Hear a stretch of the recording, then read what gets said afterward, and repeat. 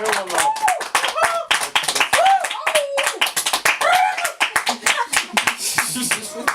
That's right. We have so much fun. We're here with Fatma and Mike, and it's gonna last forever.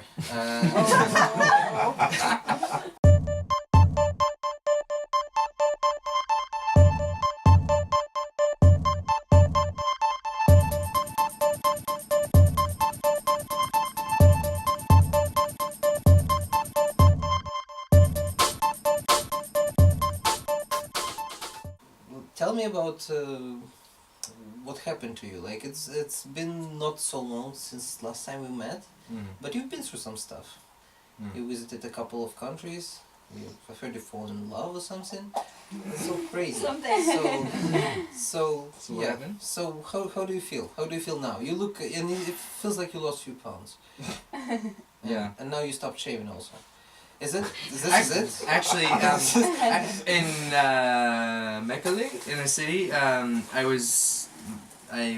came out of the park or something. Anyway, I got shaved from a barber in Ethiopia, and for a brief moment there was only a mustache, and that was interesting. And then we didn't take a picture, but this was important for me to see, just like what, like yours, for example.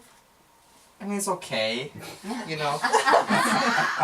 Mine was terrifying and absurd, but it was good for me to have a self-image of this. I think you have pretty decent You have a good mustache. Yeah. I mean, it's not bad. Yeah, I think mine is decent too. Where's the compliments, man? He took me, okay, so maybe one of the first things that changed me, like when you talk about like I came back a little different, actually happened in Istanbul, and he took me to a refugee camp and we took pictures, or refugee school, and I gave the this camera... is the time when you were giving the camera away to the kids? To the kids, yeah, and they took pictures of each other. So actually it was really liberating, because all of a sudden it's not all about me, right? All of a sudden it's just about like watching them enjoy this bizarre little like moment in between each other and with this crazy machine. And so that changed me for sure. Yeah. And then like Jeff took us to Egypt, where we spent time in a monastery, and I had a lot of quiet and a few beans, which is why I got a little bit... Few beans? Yeah, like I ate less, you know. There were beans. There was good beans and bread for dinner and for breakfast. And then we went to Ethiopia, where... beans, man! Few beans. Like, what's a few? Give me details. What kind of beans? How they were served? Like, what is it? How were they Few beans. I'm just imagining you just having like beans. a little middle bowl. Or is it taken off the bean tree or what?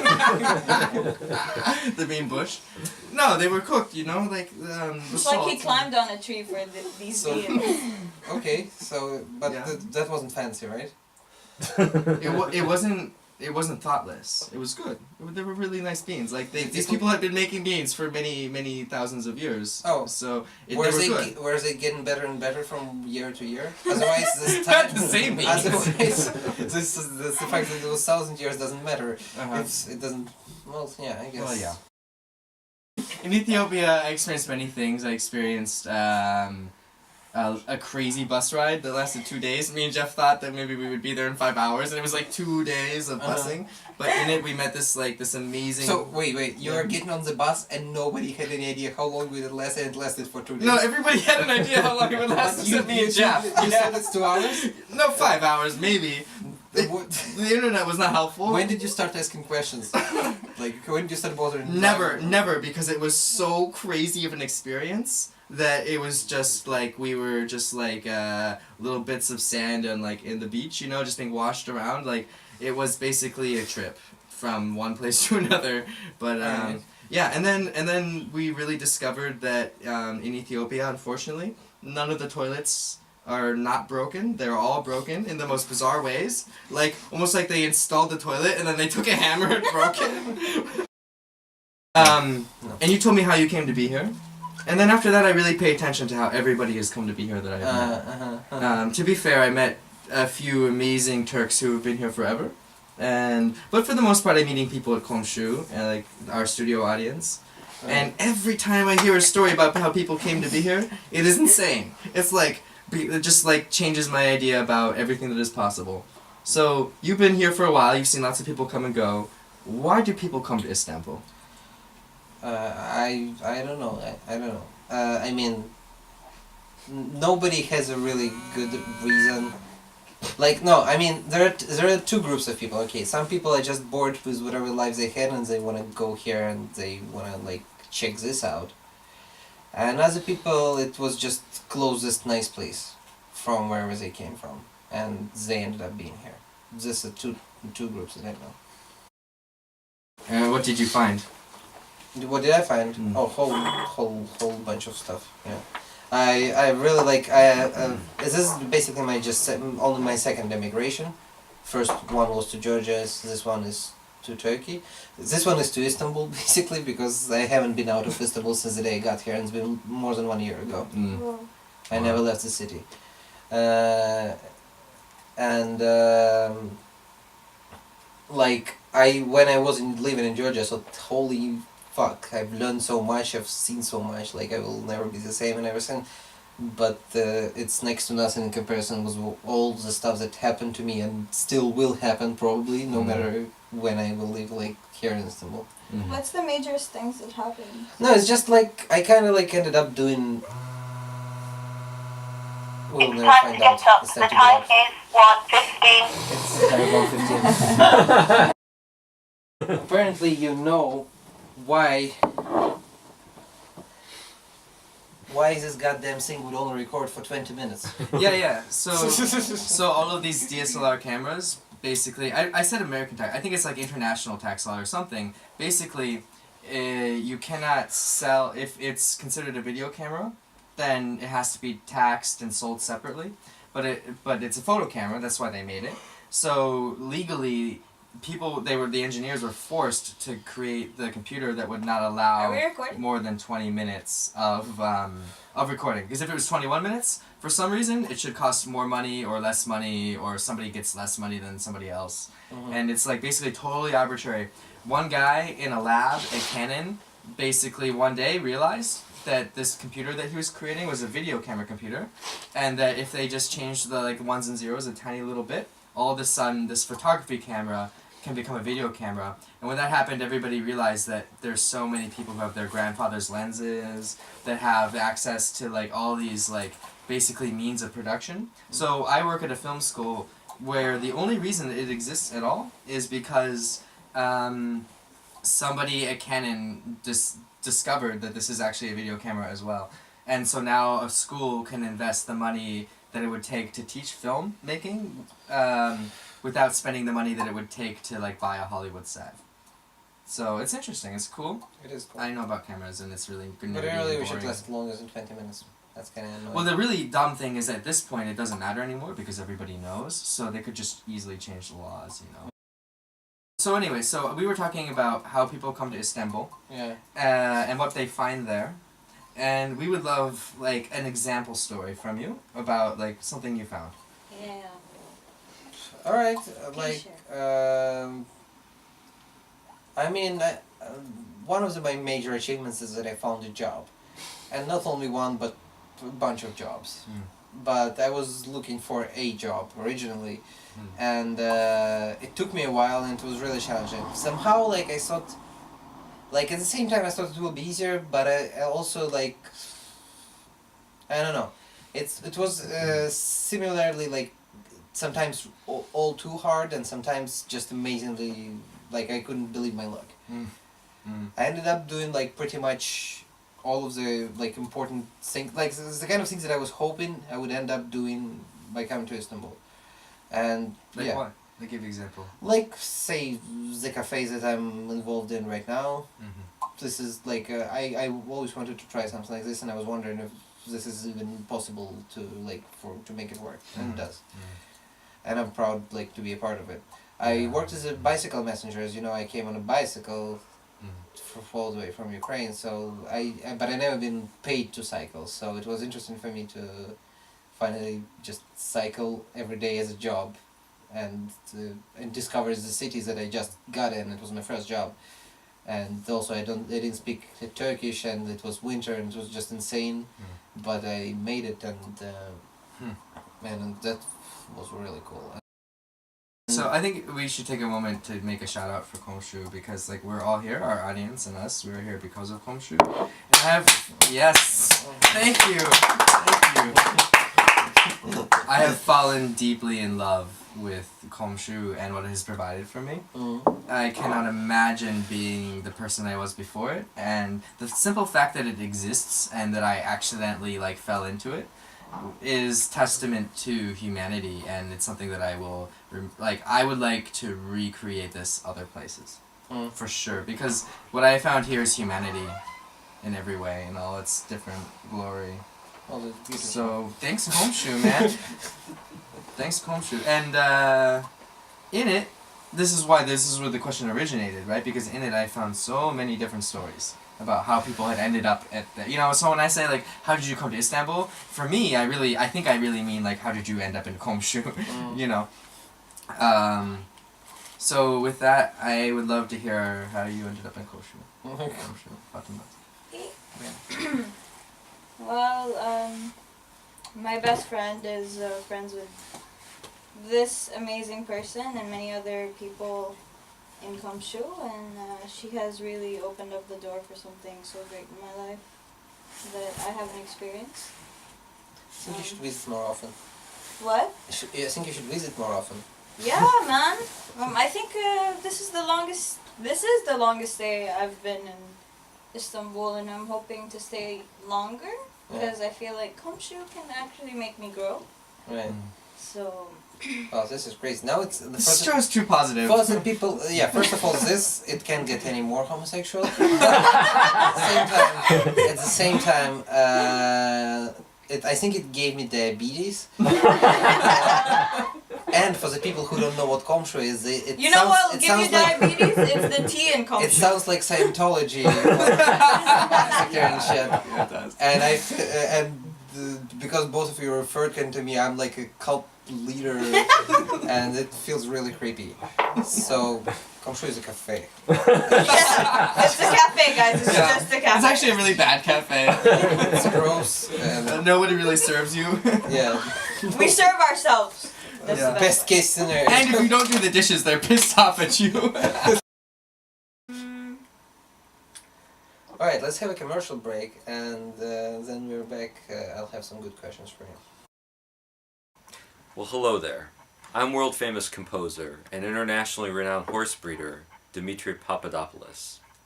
And if you're like me, sometimes you feel an overwhelming despair and nihilism that can only be solved by a hail of gunfire from the police. That's why I drink Mandabatma's coffee since 1967, a coffee so thick that even a nihilistic buffalo will not sink into its dark depths.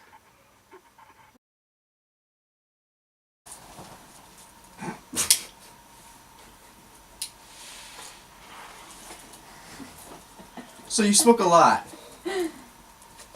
I do. I like smoking. Like, one of the... Pretty much just the two my main drugs of choice, both of them are smokables. As tobacco and weed. Like, I would... Anything else is pretty much irrelevant in my life. If all of a sudden I wake up one morning in a country that has no alcohol whatsoever, I will not get sad for at You'll be least fine. at least few months. Okay.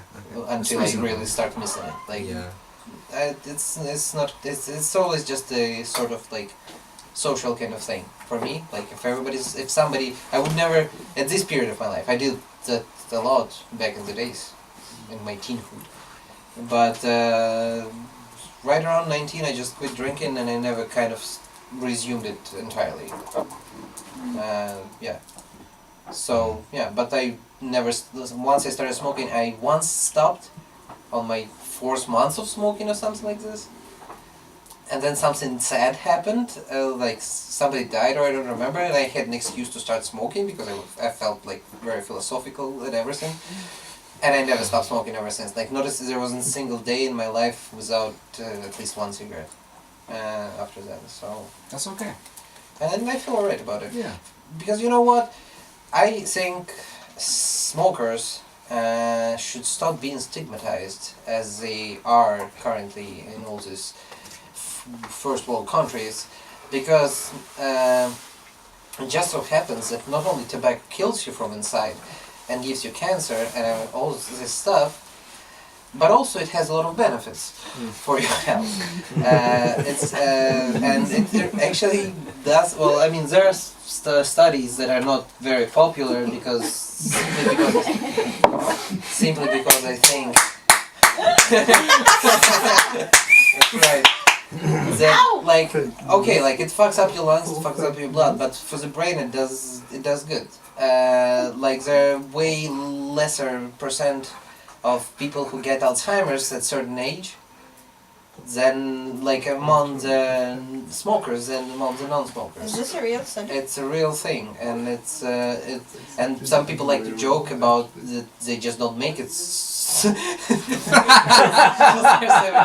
But it's actually has nothing to do with it. It's really true. Like people with like Alzheimer's, they're more likely to be non-smokers than smokers, and sclerosis and all sorts of like this cognitive, Smoking makes especially. you more sane. Well, that's a stimulant. That's not what it says, but like yeah, it can benefit just your brain. For the rest of your body, it doesn't do much good, mostly harm, but still, like, it's not. It's good for the brain. It's not a coincidence that many wise men of the past used to have a pipe in their face all the time. Okay, like I just want to say for the record,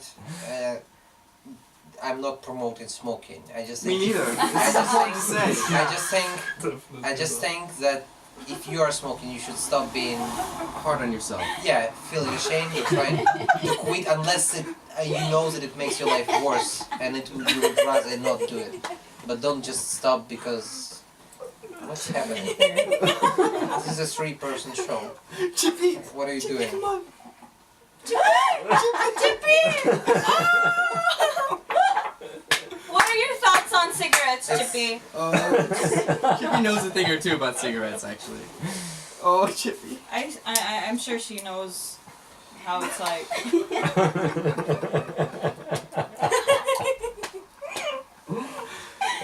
So let's talk about. Alright, I say let's have a commercial break and then we'll be back with Chippy and just in another few moments. Well, hello there. I'm internationally renowned composer and world-famous horse breeder Dimitri Papadopoulos. And if you're like me, sometimes you feel despair so dark and gripping that you feel like it can only be solved by a hail of gunfire from the surrounding police, sinking into the dark depths. That's why, since 1967, people like me have been drinking Mandabatma's coffee, a coffee so thick that even a nihilistic buffalo will not sink into its dark depths. I think one of my first impressions of Istanbul was actually the animals and the spirit that the Smenta people had. So, like, I come from a place where basically, if there's an animal on the street, people call like a number where other people are paid like a living wage and a retirement account to go and pick up this animal and catch it, put it in a cage, and take it to a shelter where most likely within a week it will be killed. So I come to Istanbul, and first of all, this is a place of cats. This is like the ancient place of cats. This is clearly where cats are from. And there are so many on the street that it's absurd, and they pay no attention to humans because I guess why would you, really? But there's like cat food. Like people go out of their way to put cat food on the street for the cats. The cats are free, and more free than the people, I think. And what I saw instantly was this culture where people treat cats with the kind of respect I would want a human to be treated. And my first association with the people of the city is that, or maybe the people of this neighborhood, is that, man, if they treat the animals, the stray, lost animals who are trying to make a living out of this city, with this much care and attention, how do they treat each other? This has been beautiful. And then I had a crazy awesome experience watching a pack of dogs harass a poor guy at a cafe. You know, like a wild pack of dogs with a little At the packs of cafe. his. Not the cafe, a cafe. A cafe. But like, how did they get into the fucking cafe? They walked in and nobody stopped them. Dogs And- walking to the cafe. Yeah, yeah, and here's the other thing is I think that Turks, many Turkish people are very afraid of dogs. Oh, I asked- yeah. And I also experienced this when we were walking Judges Chippy, too. because like these grown, strong men would be like, oh, I have to cross the sidewalk right now! Yeah, You know, exactly, sorry, exactly. Chippy. Sorry, Chippy. Who described Istanbul as a place that brings you back but doesn't make you stay. Yeah. And yeah. I feel oh, yeah. like because, Oh, I mean, everyone has met someone amazing in Istanbul, and I think what's common between everyone is that everyone has this escape plan, and this is what brings people together. Even though they really want to leave Istanbul, this is what they connect on. yeah. And I think it also makes real relationships sometimes like more intense because you don't take anybody for granted. Yeah. Mm. At least it does for me, like, for sure. Yeah. Well, now, Damn. do we need another commercial or can we just get out of here? I think that was a really nice note to end on. Yeah. Alright, well, let's do that then.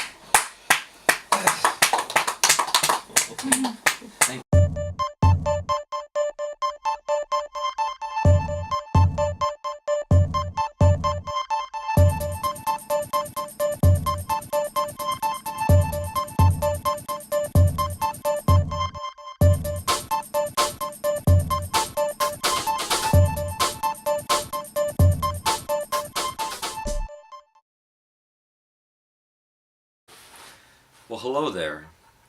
I'm world famous composer and renowned horse breeder, Dimitri